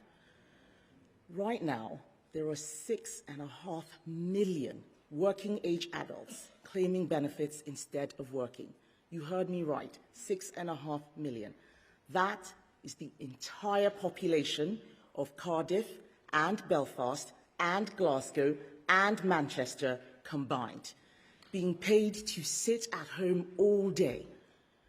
We cannot expect people to get up and go to work and pay more and more in taxes to subsidise millions of others not to work. It should not be controversial to say this. Conference, we have done the hard work, and we have a plan to cut welfare spending. First, British benefits for British citizens. It is common sense that you should not draw out of a system that you haven't paid into. Second, we will restrict benefits to those with the more severe mental health conditions, not anxiety or mild depression. Yes, these challenges are real and people should get support, but they cannot be treated as a reason for a lifetime off work. And third, we will restrict mobility vehicles to people with serious disabilities. Those cars are not for people with ADHD.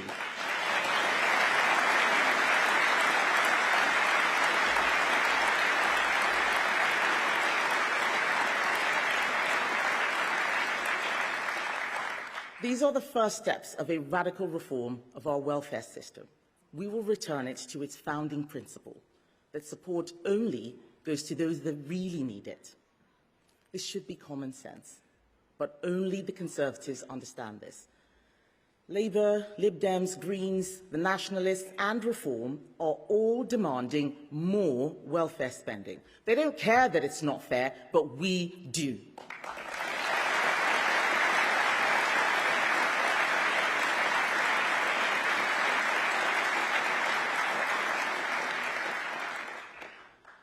After COVID, 2,000 people a day were being signed onto out-of-work sickness benefits. It is a national tragedy that in just 1 year of Labour, the latest figure has more than doubled.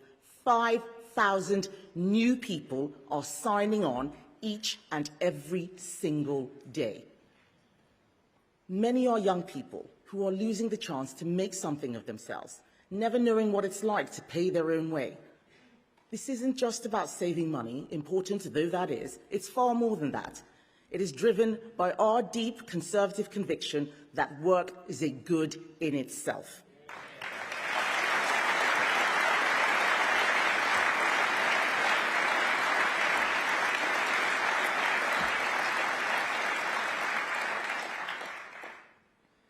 And as people work, as they strive, as they provide for themselves and their families, they should not pay more and more of their money in taxes to a state that provides less and less. So fixing the state is next in our blueprint. Since Brexit and COVID, the size of the civil service has swollen by over a third. There are now more than 500,000 civil servants. And have you noticed? Is government working a third better for you? I don't think so. So we are going to reverse this. We are going to cut the civil service back to where it was in 2016.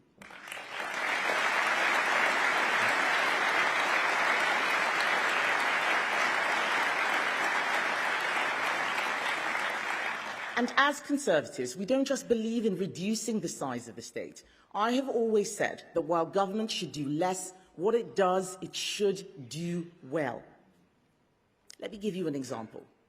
Conservatives are proud of our police. Unlike Labour, we will always have their back.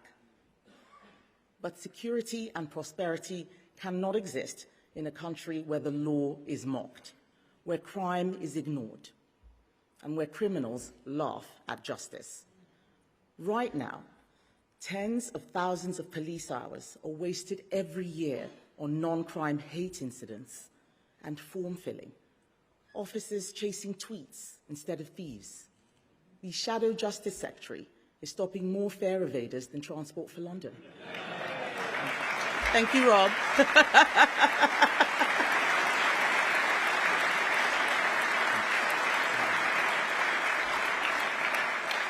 Conference, we are going to free the police to protect the public, not to chase political correctness.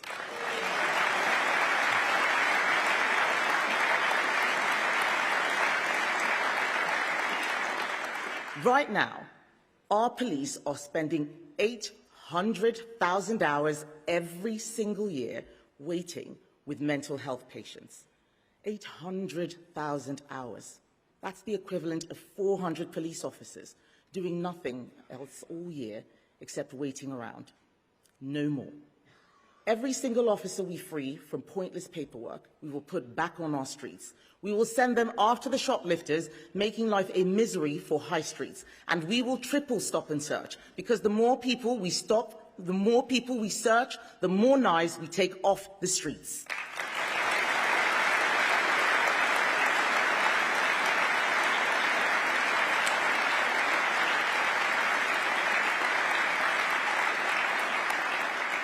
Across public services, we are developing similarly detailed plans to make things work better. In the NHS, industrial action has kept waiting lists high for far too long. Enough is enough. We will ban doctors from going on strike.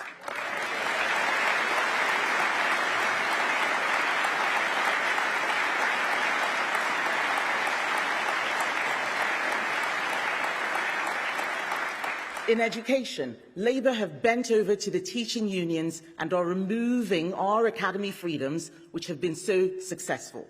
We will reverse this act of educational vandalism, and we will make sure that brilliant schools and teachers have the freedom to do what they do best: teach.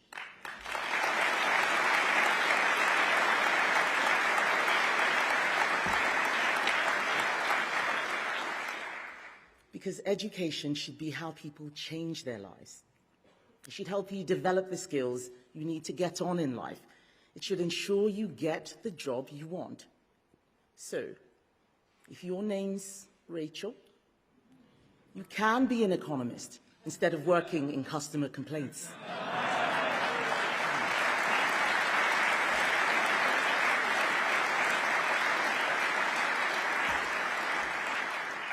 And speaking of customer complaints,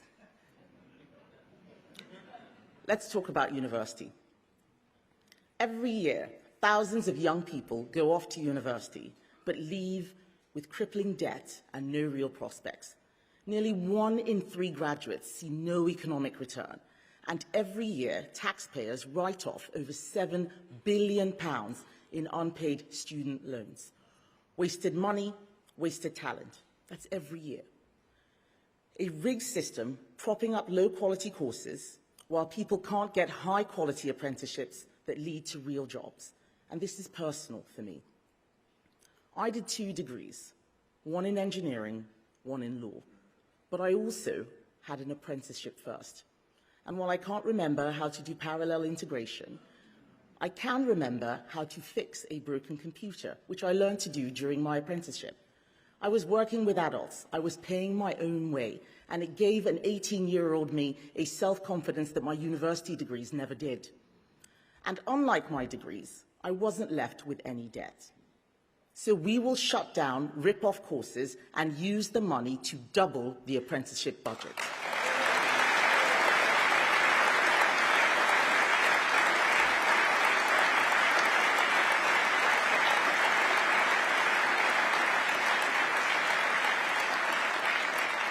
We'll be giving thousands more young people the chance of a proper start in life, just like I had.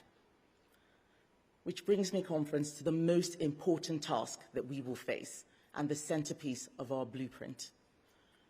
The reason why the Conservative Party is the only party in Britain who can be trusted to meet the test of our generation is that none of this works without a strong economy. Securing our borders, getting people into work, policing our streets, defending the nation, none of it is possible without the money to pay for it. And we are the only party with a plan to get our economy back on track. It starts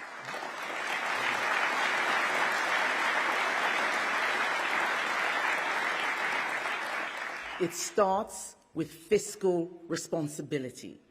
We have to get the deficit down. And we must also show how every tax cut or spending increase is paid for. So today, I am introducing a new golden economic rule. Every pound we save will be put to work. At least half will go towards cutting the deficit, because living within our means is our first priority.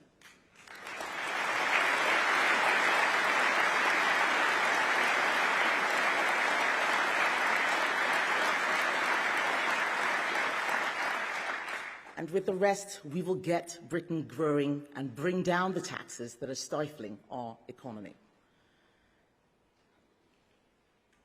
Over the next decade, Rachel Reeves is going to double the deficit with her borrowing and tax doom loop. She is stealing from our children and grandchildren, and Conservatives will put an end to it.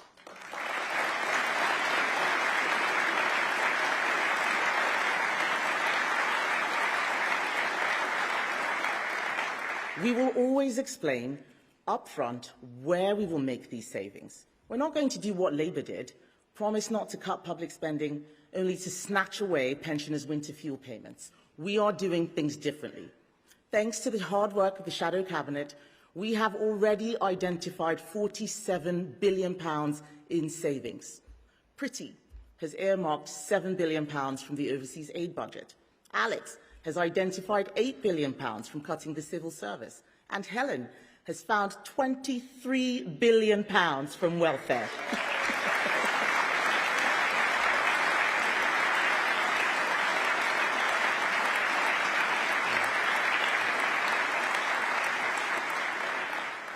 Under our golden rule, half of those savings will go towards reducing Labour's deficit. With the rest, we are going to unleash our economy. That's the Conservative way. Responsibility today, opportunity tomorrow.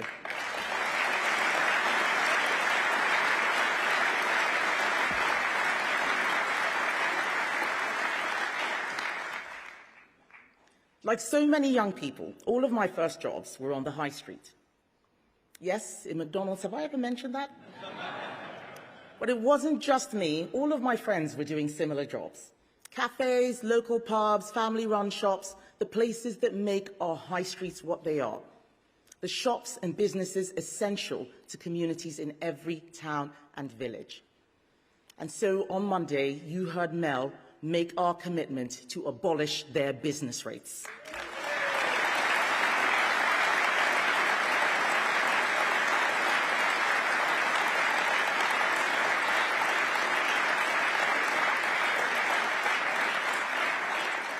So whether you're a councillor, a mayoral candidate, campaigner, I want you to go out there and spread the word that the Conservatives are bringing back the high street.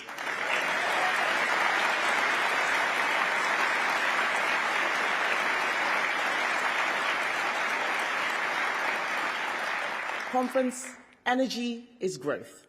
It always has been, and it always will be. Countries with cheap energy grow faster. Countries with expensive energy decline. Right now, we pay 4 times what industry in the US does for electricity. The result? We are deindustrializing. It's not just manufacturing that is disappearing, not just steel, not just chemicals, not just ceramics, not just oil and gas. We are losing our farming industry. We are losing our fishing industry. These are the foundations of a strong economy, and they are going all because we chose a slogan of net zero over a serious strategy for a stronger economy and a better environment. So I am saying enough. I am reversing this.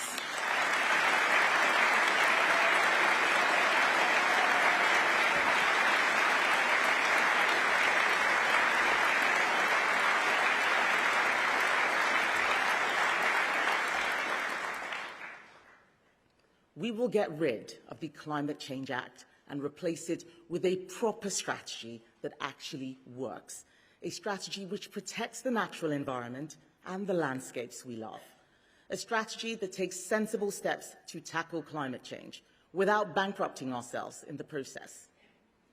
We will cut bills for families, slash costs for businesses, end the madness that you have to tear out your boiler or disconnect your gas hob. We are going to bring industry and jobs back home. This is real action, Conference, not slogans.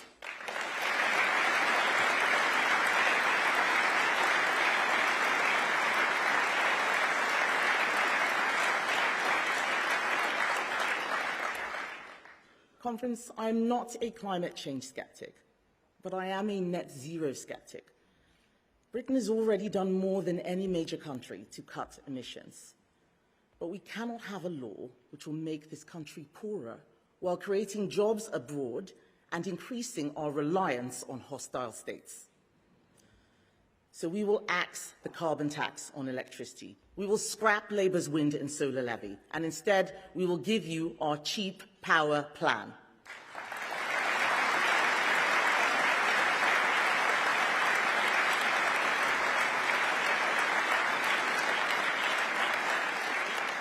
Through this plan, we will cut bills by £165 for the average family, nearly £5,000 for the average restaurant, and over £1,100 for the average pub. These are savings that can be passed on to consumers. So, Conference, I won't promise you free beer, but I do want you all to have cheaper beer.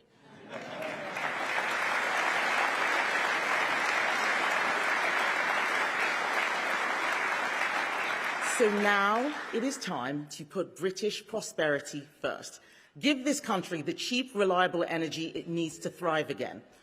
backing nuclear, but also recognising that it is pure folly to ban new oil and gas extraction while paying to import resources that Norway takes from the very same basin.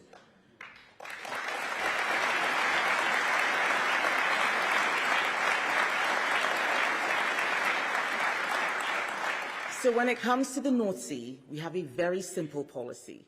Drill our oil and gas now.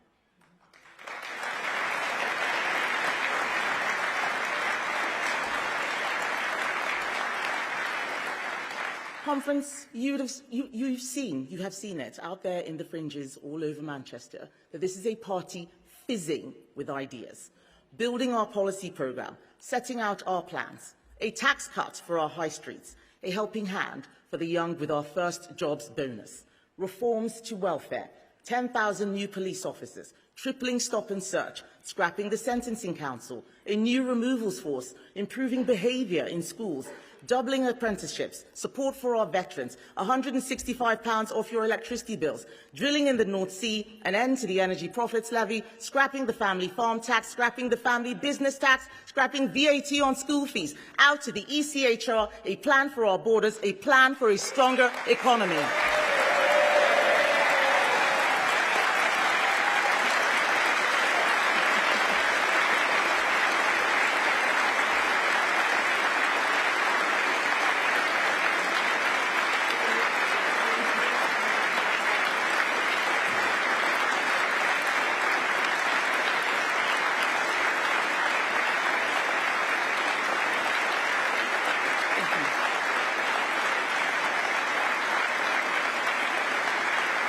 Thank you.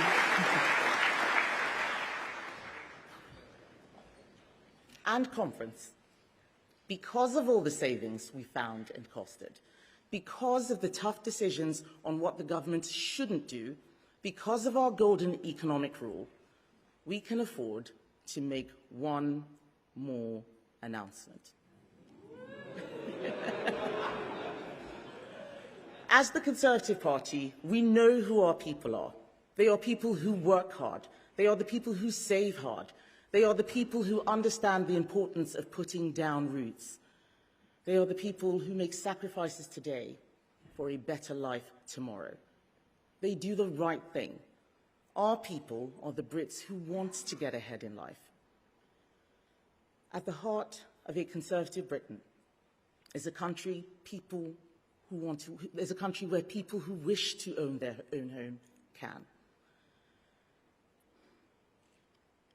I remember the joy when I got the first set of keys to my first flat, the excitement of opening my own front door for the very first time, the smell of the fresh paint. I remember it just like yesterday. I want everyone in our country to have that feeling, to know it's your place, your house, your home. We Conservatives believe that owning your own home gives you a real stake in society, roots in your community. But our housing market is not working as it should. There is a big barrier that keeps getting in the way. That barrier, conference, is the tax you have to pay when you buy your home.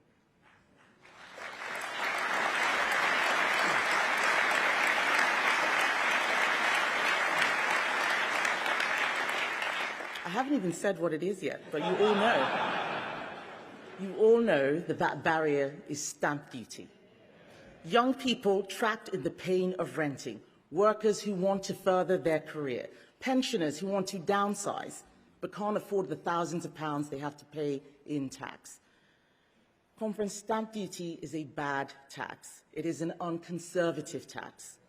The last Conservative government cut stamp duty for thousands of home buyers. But now we must go further. We must free up our housing market, because a society where no one can afford to buy or move is a society where social mobility is dead. So I have looked at the stamp duty thresholds to see where we can change them. I have looked at the rates you have to pay to see if we can lower them. I have decided that we can't, because that simply wouldn't be enough. Conference, the next Conservative government will abolish stamp duty on your home.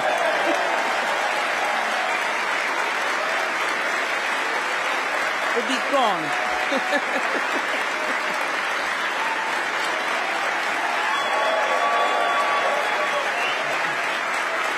I thought you'd like that one.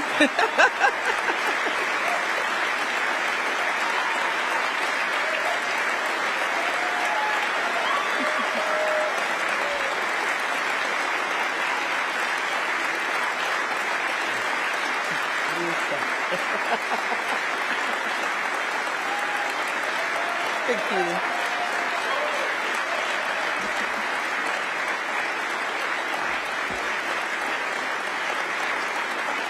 Thank you.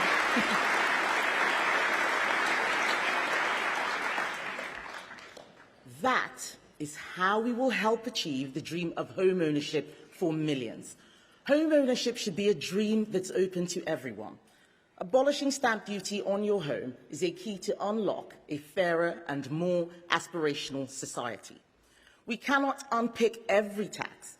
The debt, the deficit, and the damage this Labour government is creating means we cannot do everything all at once. Scrapping stamp duty will benefit people of all ages because conservatism must speak to all generations. The young professional buying their first flat, the couple looking for somewhere to bring up their first baby, the growing family hunting for their forever home, the pensioner who wants somewhere a little smaller or maybe to move nearer the grandchildren. No longer will they be punished with a tax that is a barrier to doing the right thing for them, for their family, and for society.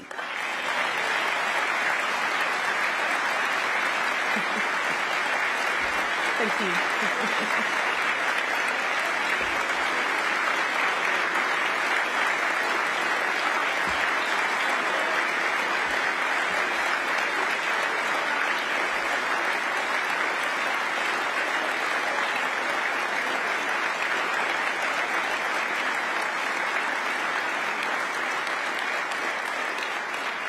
And this change will bring wider benefits to our economy too. Because every time a home is sold, it triggers a chain reaction of activity. Movers, builders, decorators, flat pack furniture and DIY, trips to Next, John Lewis and IKEA. And I can afford to do this while still leaving space within my golden economic rule. Because that's the fiscally prudent way to do things. That's what Conservatives do.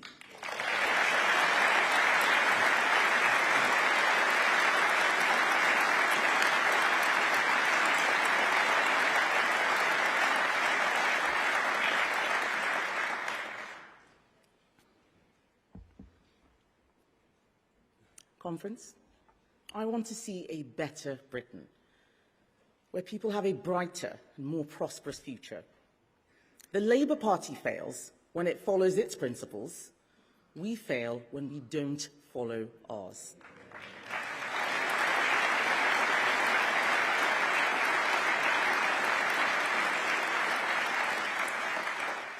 We are going to follow the same timeless Conservative principles which have led us to success in the past. Personal responsibility, free enterprise, family, freedom of speech. People want to know what I stand for? I stand for a government that takes less of your money and doesn't interfere in your life, where the state does less but does it better, where those who create wealth are welcomed with open arms, not driven from our shores, where reward matches effort, where Britain stands tall in the world. I stand for an economy where profit is not a dirty word, where enterprise is supported, not crushed.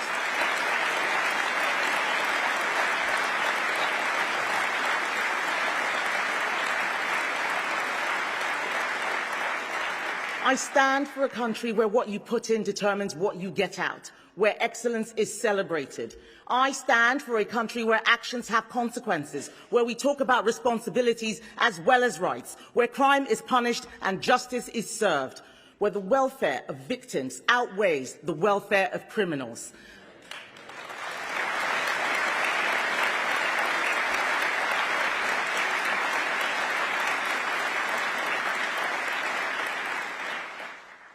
I stand for a society where free speech trumps hurt feelings, where everyone knows what a woman is, where people are judged by the content of their character, not the colour of their skin, where the vulnerable are supported, but where freeloaders are told where to get off.